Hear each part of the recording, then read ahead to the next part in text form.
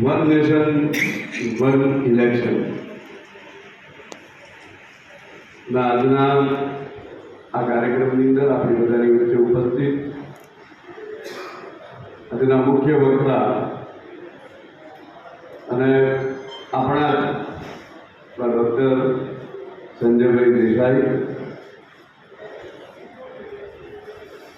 વસંતભાઈ પુરોહિત, આપણા જિલ્લાના મહામંત્રી શ્રેયાંશભાઈ, કાંતિભાઈ કચોરિયાજી, રેખાબેન દ્વિવેદી, ડૉક્ટર રેખાબેન ચૌધરી, કુમુદબેન, માર્કેટ યાર્ડના ચેરમેનશ્રી, નગરપાલિકાના પ્રમુખશ્રી, પાલનપુર તાલુકાના પ્રમુખ શ્રી રમેશભાઈ, પાલનપુર શહેર ભાજપના પ્રમુખ શ્રી પ્રશાંત, અને આપ સૌ આ કાર્યક્રમ મૂળભૂત રીતે વન નેશન વન ઇલેક્શન એ વિષયની વિસ્તૃત માહિતી જે વર્તમાન આપણને જરૂર છે કે 2014 પછી આપણે દેખીએ તો આપણા માનનીય વડાપ્રધાન નરેન્દ્રભાઈ મોદીએ આ દેશનું શાસન જ્યારથી સંભાળ્યું એના પછી એક નવો જ પ્રકારનો ઓરા, એક નવી જ દિશા દેશને મળતી હોય દરેક વર્ષે દરેક તબક્કે. પછી એ આપણી સાંસ્કૃતિક વાત હોય,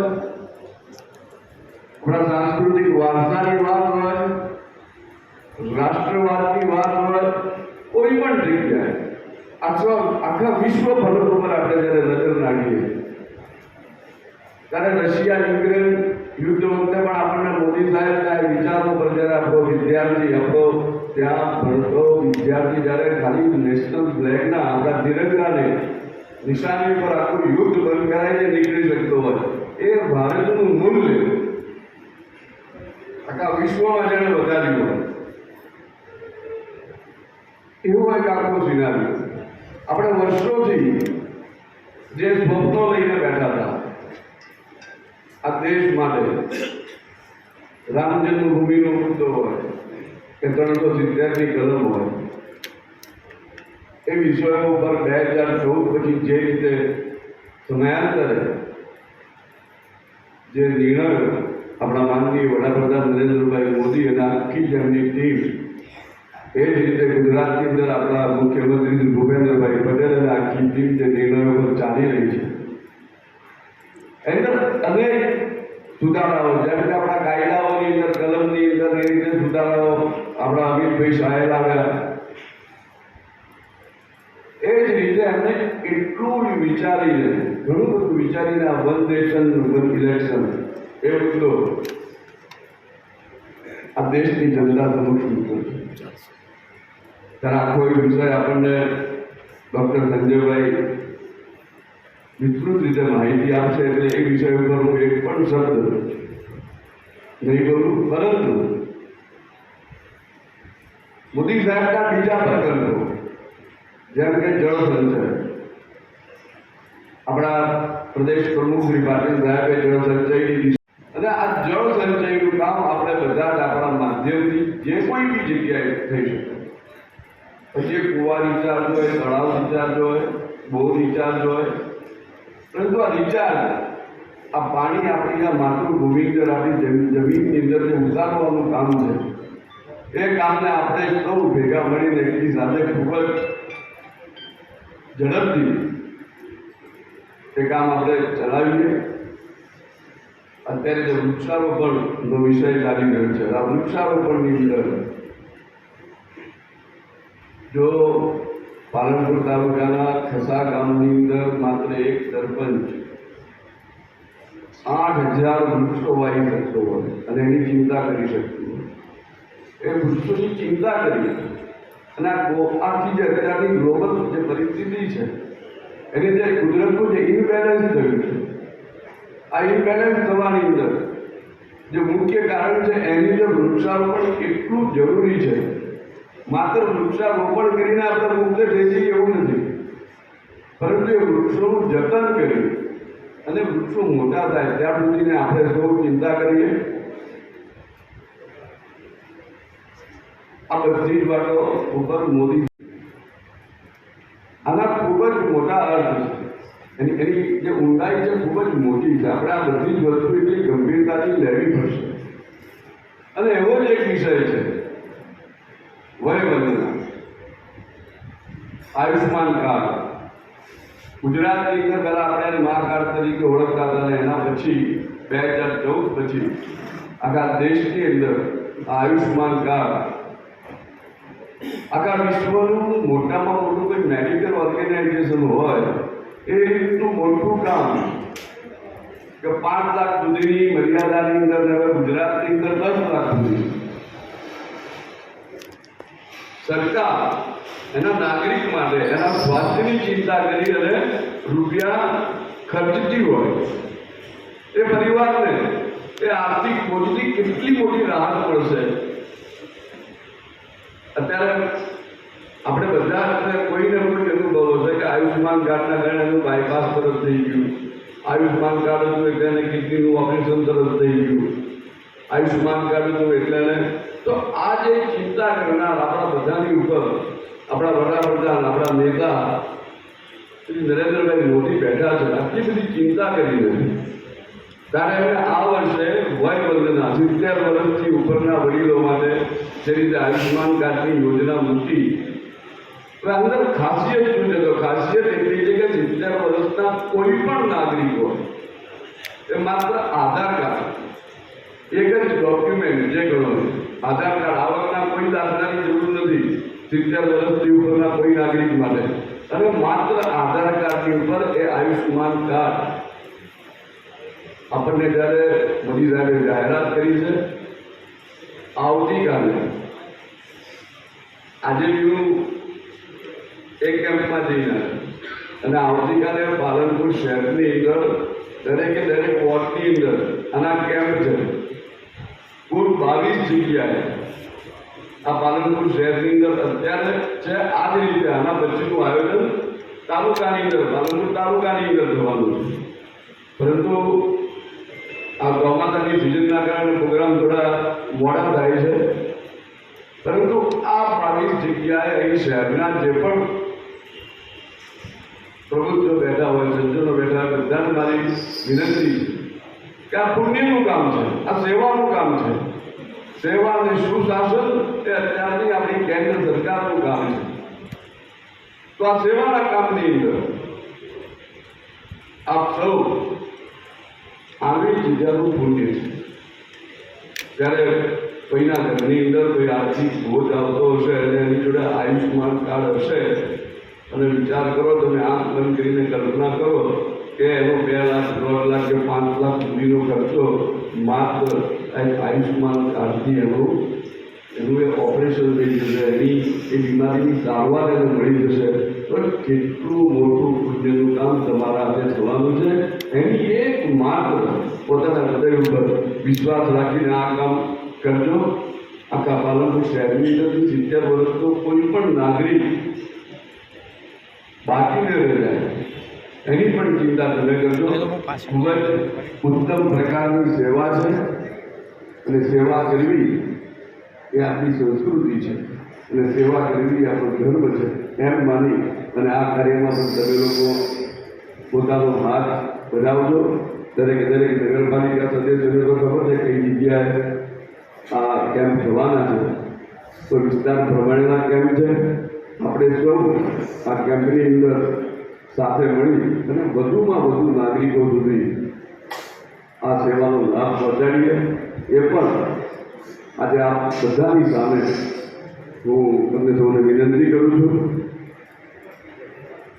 આનાથી વિશેષ કંઈ ન કહેતા આપ બધા જે આ કાર્યક્રમની અંદર વધાર્યા છે તે ઉપર પહેલા સૌ સન્માનિત મહેમાનો અને આપ સૌ સન્માનિત સજ્જનો, હું આપ સૌનું આ કાર્યક્રમની અંદર હૃદયપૂર્વકનું સ્વાગત કરું છું. જે કોઈ પત્રકાર મિત્રો હાજર છે તે સર્વેનું સ્વાગત કરું છું. સર્વે પદાધિકારી હોદ્દેદારો આ સર્વેનું હૃદયપૂર્વકનું સ્વાગત કરું છું. અસ્તુ ભારત માતા કી જય. ખૂબ ખૂબ આભાર સાહેબ. હવે આપણા આજના કાર્યક્રમના મુખ્ય વક્તા ડૉક્ટર સંજયભાઈ દેસાઈ સાહેબ કે જેઓ પૂર્વ ચેરમેન ગોપાલક બોર્ડ અને પ્રદેશ પૂર્વ સંયોજક બંધારી સાહેબ, એમને વિનંતી કરીશ કે વિષયને અનુરૂપ આપણને માર્ગદર્શન આપશે.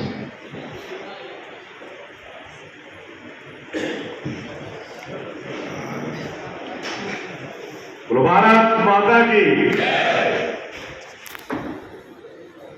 જય. ઘોષ તો બરાબર આવો જોઈએ ને. એટલું ઘરના ભુવન ઘરના દાખલા જિલ્લામાં હું છું, જિલ્લાના કાર્યકર્તાઓ છે. બે હાથ ઊંચા કરીને જય ઘોષ કરીશું. બોલો ભારત માતા કી, ભારત માતા કી, વંદે વંદે. ધન્યવાદ. આજે વન નેશન વન ઇલેક્શન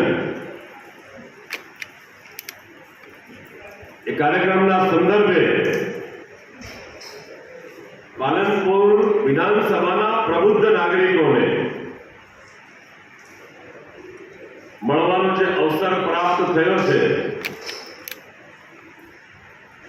તેમાં ઉપસ્થિત આ વિસ્તારના લોકલાડીલા ધારાસભ્ય આદરણીય શ્રી અનિકેતભાઈ, એક જવાબદાર નેતા તરીકે સમગ્ર જિલ્લામાં અને આજે પણ કાર્યકર્તાના નેતા તરીકે જેમની છાપ અવિરતપણે રહી છે એવા આપણા સૌના વડીલ આદરણીય શ્રી કાંતિભાઈ કચોરિયા, જિલ્લાના મહામંત્રી ભાઈ શ્રી શ્રેયાંશભાઈ, વસંતભાઈ પુરોહિત, પૂર્વ ધારાસભ્ય બેન શ્રી રેખાબેન, આપણી વચ્ચે આપણે તો સાંસદ જ કહેવાય. સાંસદને લગતે કોઈ પણ પ્રશ્ન હોય તો આપણે રેખાબેન પાસે જવું પડે. એવા સાંસદની ચૂંટણી લડી ચૂકેલા બેન શ્રી રેખાબેન, રમેશભાઈ કેટલા લોહી લેવા આવે છે? આવે છે લેબોરેટરીમાં. આદરણીય શ્રી ચીમનભાઈ અહીંયા ઉપસ્થિત,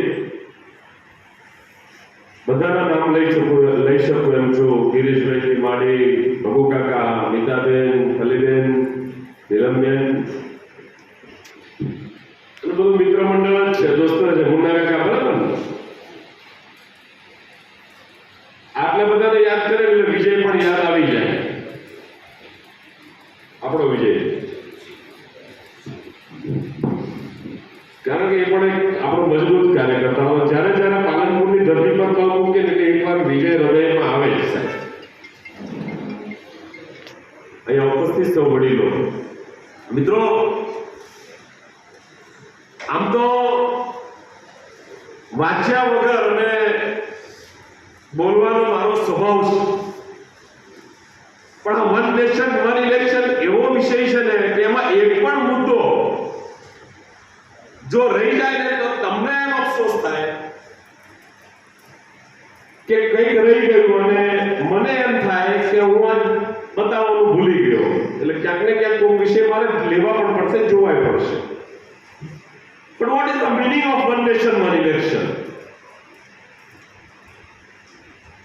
સમગ્ર ભારત વર્ષની અંદર 1947માં દેશ આઝાદ થયોથી લઈ અને અત્યારે ભારત વર્ષ આઝાદીના અમૃત મહોત્સવની અંદર પ્રવેશી ચૂક્યો છે.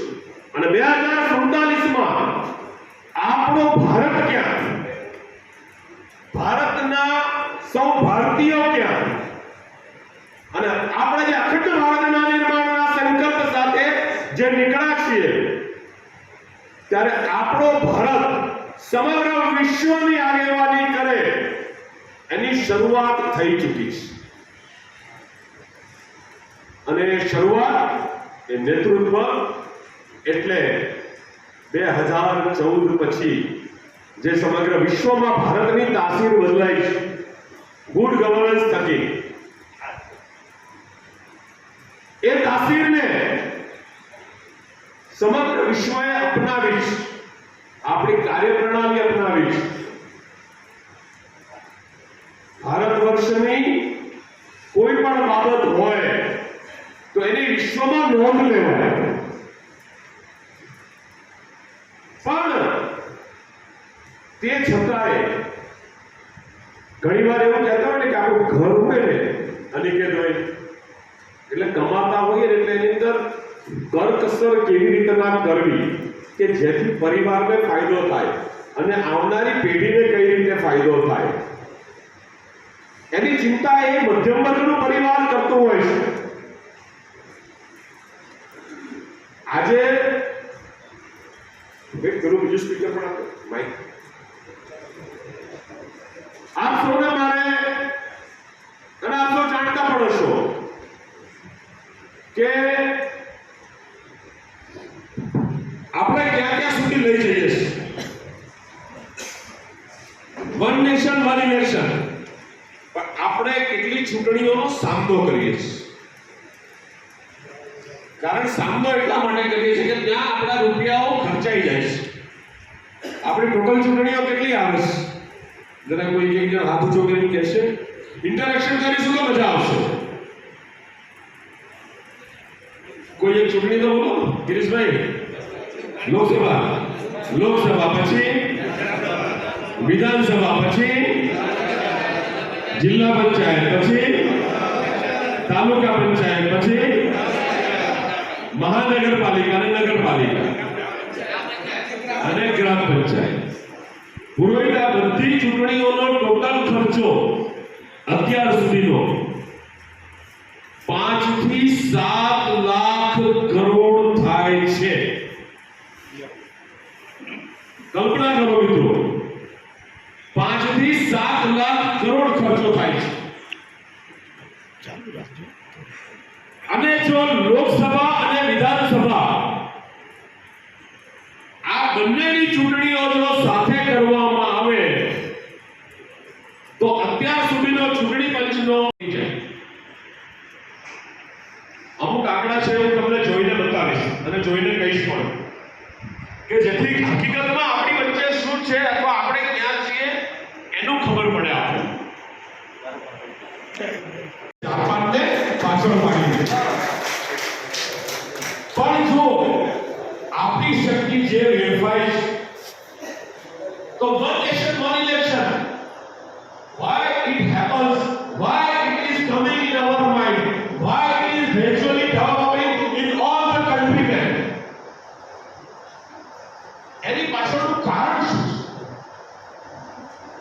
વન નેશન વન રેશન આવ્યું કે ના આવ્યું? નાથી સંભળાય ને તો આવ્યું કે ના આવ્યું? One nation one ration, one nation one identification એટલે આધાર કાર્ડ. આજે આપણું આધાર કાર્ડ બધી જગ્યાએ સેટ થઈ ગયું છે.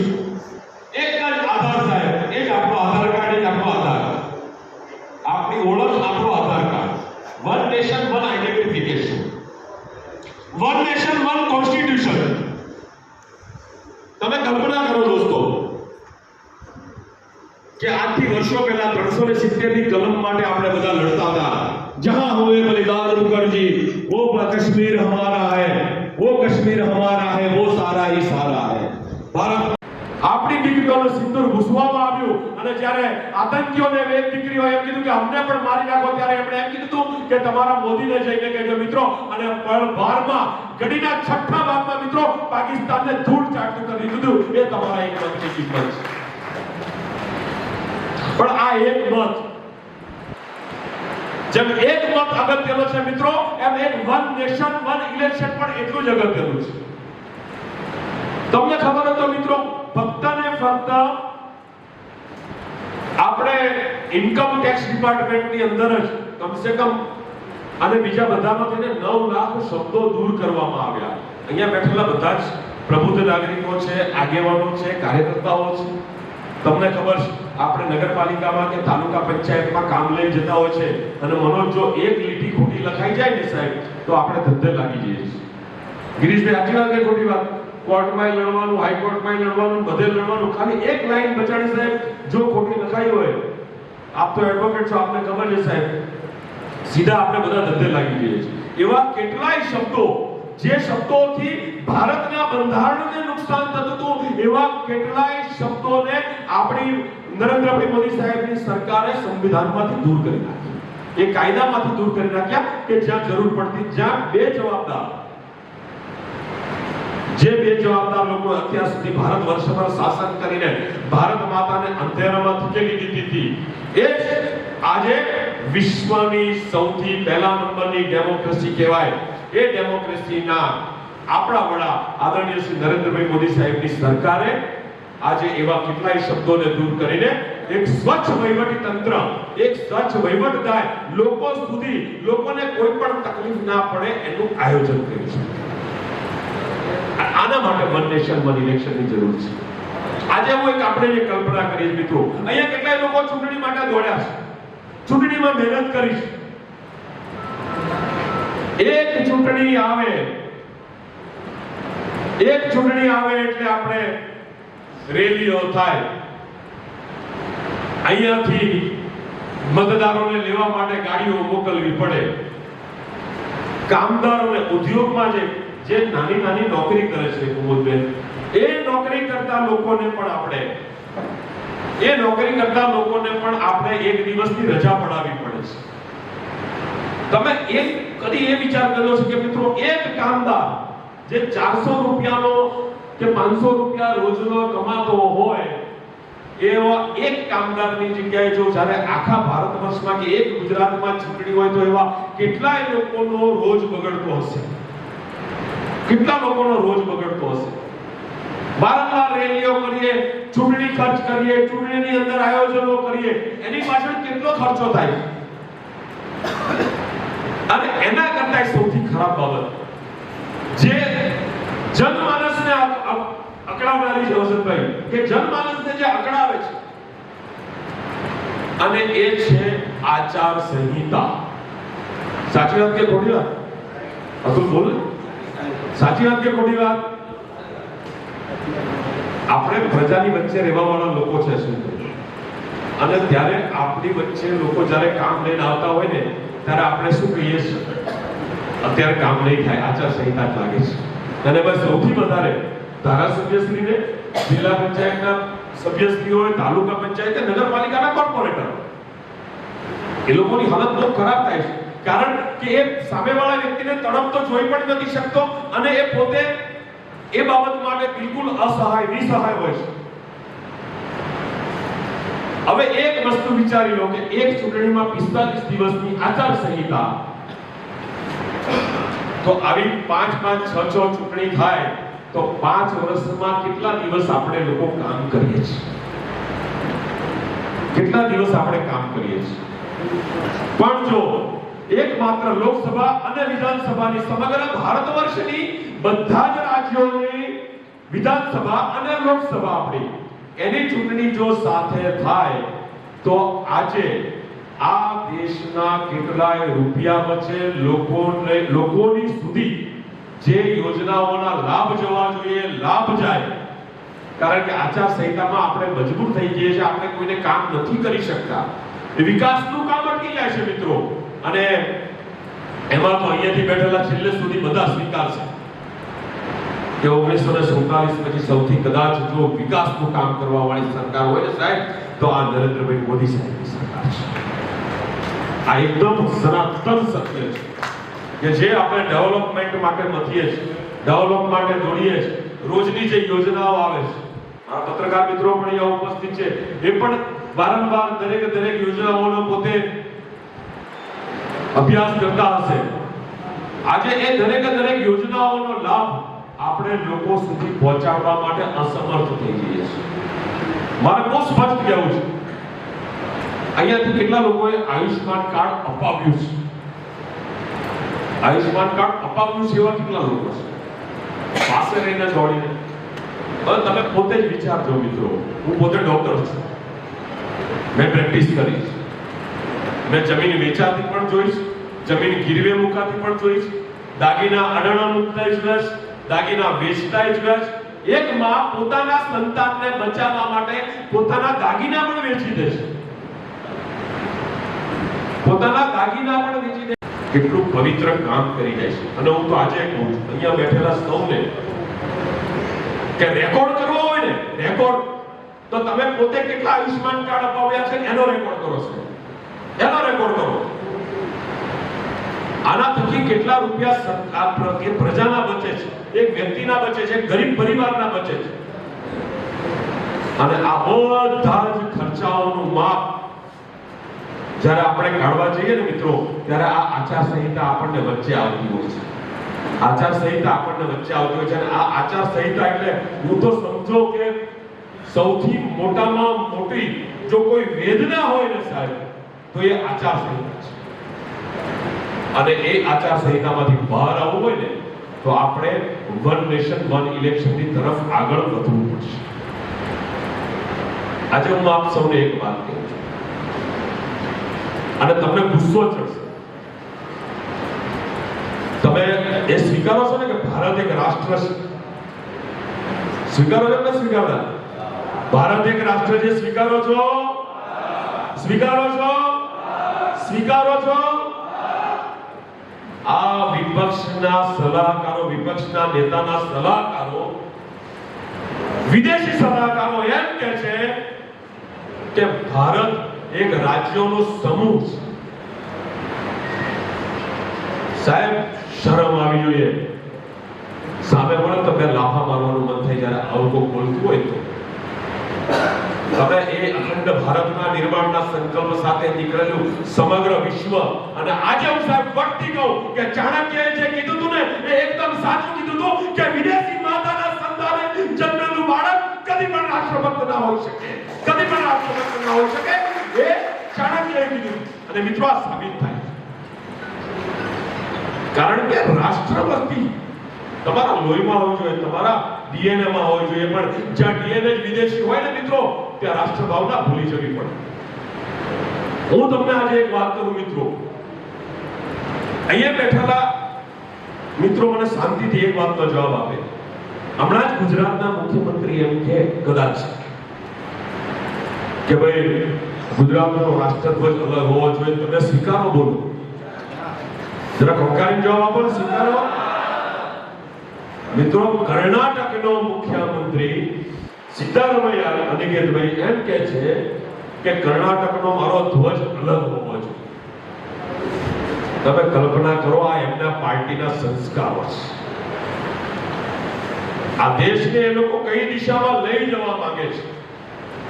એક તરફ મિત્રો 1952 થી લઈને 1967 સુધી 1952 થી 1967 સુધી આ દેશમાં એક સાથે ચૂંટણીઓ થતી હતી.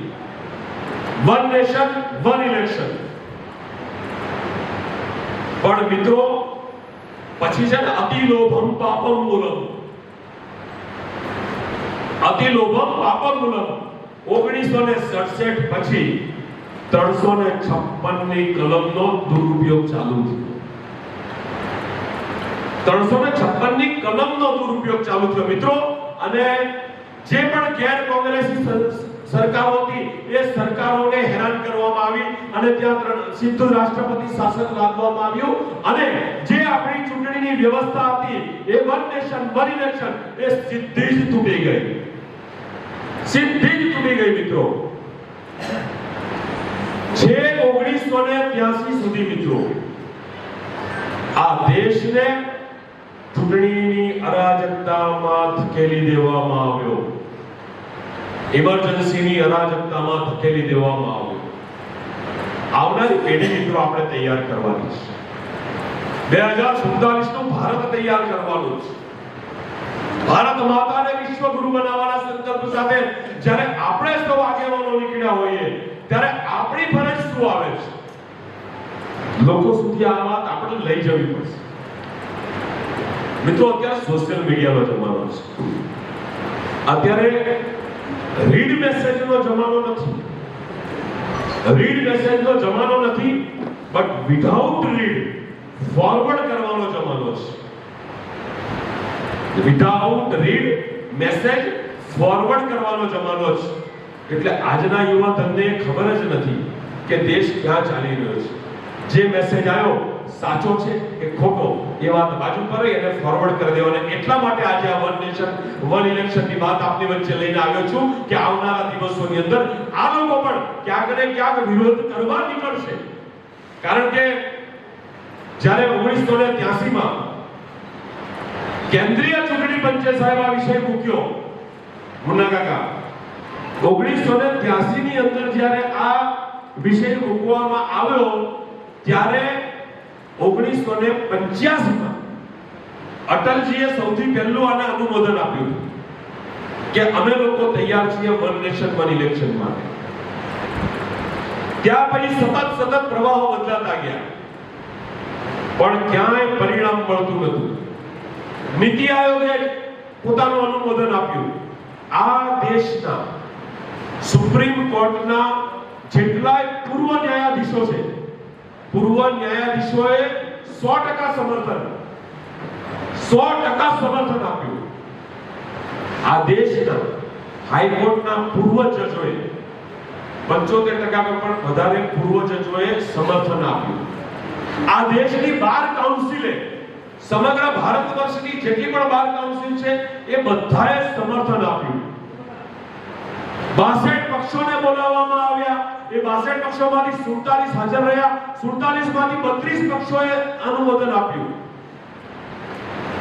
પણ તમને ખબર છે નરેન્દ્રભાઈનો વિરોધ કરતા આપણા મોદી સાહેબનો વિરોધ કરતા આ દેશનો વિરોધ કરતા થઈ ગયા છે. રાષ્ટ્રનો વિરોધ કરતા થઈ ગયા છે. રાષ્ટ્રહિતની વાતનો વિરોધ કરતા થઈ ગયા છે. એટલે મારે આપ સૌને આ કહેવું પડે છે કે ફોરવર્ડેડ મેસેजेस પર ધ્યાન આપજો. જોઈન્ટ પાર્લામેન્ટરી કમિટીની અંદર પણ આપણે આ વિષય મૂક્યો છે. હવે એની જોડે જે ખાસ મારે આપની સમક્ષ એક અમુક આંકડાઓ મૂકવા છે. આ આંકડાઓ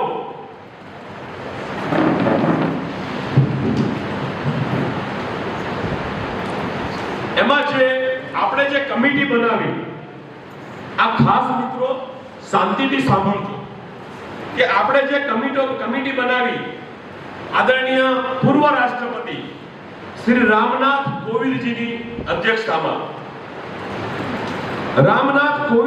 અધ્યક્ષતામાં જે આપણે કમિટી બનાવી એની અંદર જે અહેવાલ આવ્યો એ અહેવાલ 18,000 પાનાનો છે.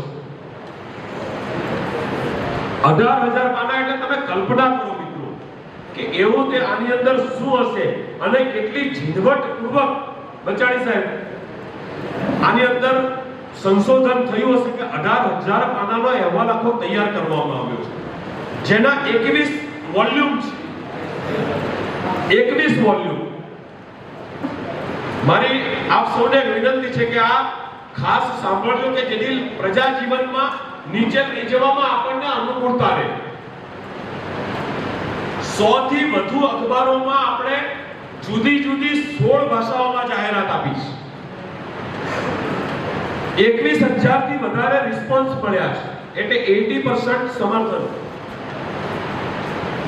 લો મિનિસ્ટ્રી સાથે સંવાદ કરીને 2 થી 3 વર્ષમાં ઈવીએમ ની ખરીદી થઈ શકે. જો આપણે આ વસ્તુ કરવા જઈએ ને, વન નેશન વન ઇલેક્શન, તો 2 થી 3 વર્ષમાં તો ઈવીએમ ની ખરીદી થઈ શકે. આ કોઈ નાની આમ પેલી 5 મિનિટની પ્રક્રિયા નથી દોસ્તો, આ અઘરો વિષય છે. 2 થી 3 વર્ષમાં ઈવીએમ ની ખરીદી થાય. HLC ના સભ્ય NK સિંહ સાહેબ, આ બહુ જ વિચારવા જેવી બાબત છે. NK સિંહે જ્યારે કેટલાક અર્થશાસ્ત્રીઓનું ગ્રુપ બનાવ્યું ને, તો એમાં જે અભ્યાસ કર્યો, મેં તમને જેમ આગળ કીધું ને કે 5 થી 7 લાખ કરોડ રૂપિયા આ બધી ચૂંટણીઓમાં ખર્ચાય છે. જ્યારે એક વખત ચૂંટણી કરીએ તો 50,000 કરોડમાં આ બધું પતી જાય છે. આ બધું કરવાથી શું થાય મિત્રો? આટલા રૂપિયા બચે છે તો મોંઘવારી ઘટે, જીડીપી વધે, ઇન્ડસ્ટ્રીયલ આઉટપુટ વધે, મતદાન 10 થી 12% વધવાનું સાહેબ, અને બ્લેક મનીનો ઉપયોગ ઘટે. તમે કલ્પના કરો મિત્રો, જો આટલું થતું હોય તો વન નેશન વન ઇલેક્શન જરૂરી છે કે નહીં? જરા હાથ ઊંચો કરીને જવાબ દો. જરૂરી છે કે નહીં? જરૂરી છે કે નહીં? મિત્રો, છેવાડાના માનવી સુધી આ વાત લઈ જવાનું કામ આપણે બધાએ કરવાનું છે. આની અંદર સંવિધાનની અંદર આર્ટિકલ 82A, આર્ટિકલ 83 એમાં સંશોધન કરવું પડે. જે સંસદનો પીરિયડ છે એમાં આર્ટિકલ 172 માં એ વિધાનસભાનું છે, એમાં પણ સંશોધન કરવું પડે. આર્ટિકલ 327 માં સંશોધન કરીને લોકસભા અને વિધાનસભાની એક જ મતદાર યાદી તૈયાર કરીને સ્થિર ચૂંટણીની સિસ્ટમ લગાવવાનો પ્રયત્ન કરવો પડે, અને એનો અધિકાર ચૂંટણી પંચને છે. આર્ટિકલ 368 કે સંસદને સંવિધાનમાં સંશોધન કરવાનો અધિકાર આપે છે.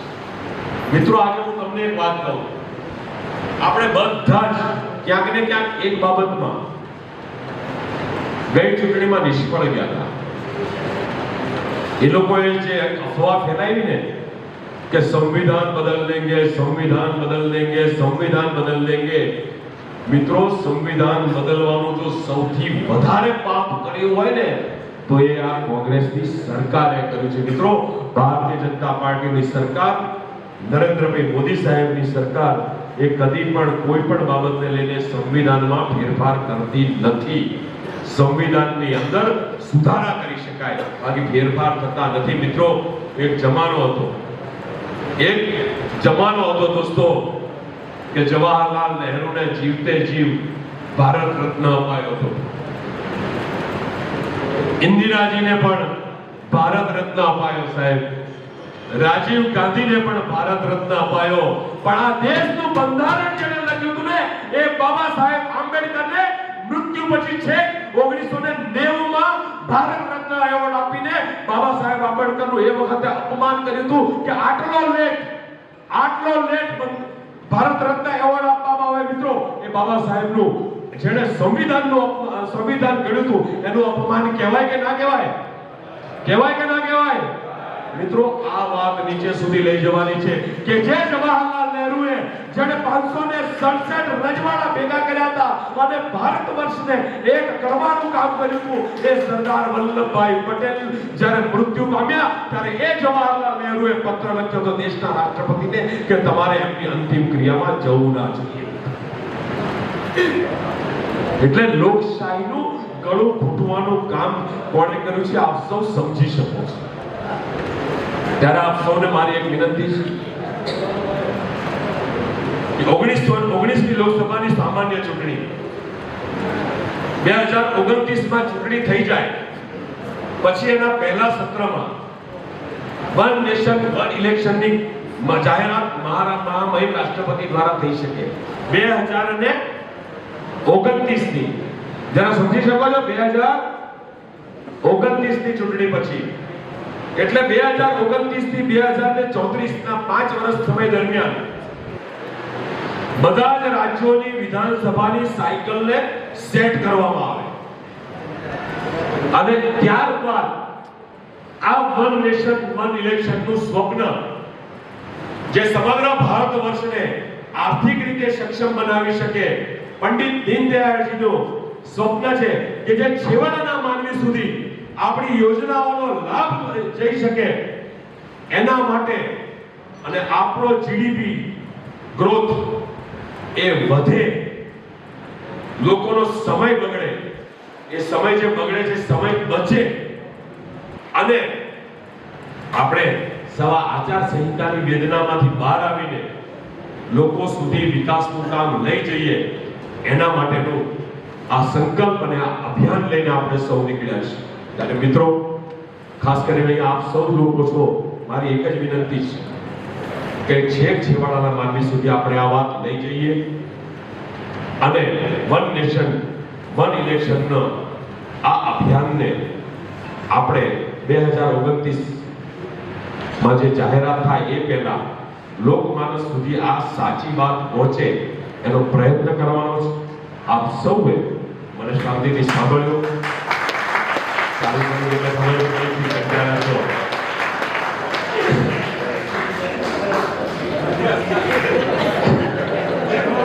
चलो तो एक बार एक नारा हो जाए, હું બોલીશ વન નેશન, અમારે બોલવાનું વન ઇલેક્શન. બરાબર?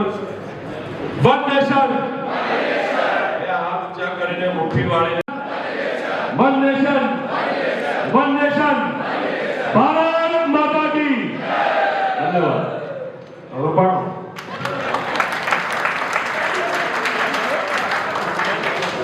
ખૂબ ખૂબ આભાર. માહિતી આપી અને જે માર્ગદર્શન આપ્યું છે એમનો ખૂબ ખૂબ આભાર. હું હવે આભાર વિધિ માટે મારા સાથી મહામંત્રી મનોજભાઈ રાવલને વિનંતી કરીશ. આ બેઠકમાં ઉપસ્થિત મંચસ્થ મહાનુભાવો અને પ્રબુદ્ધ નાગરિકો ઉપસ્થિત રહ્યા એ બધા સર્વેનો હૃદયપૂર્વક આભાર.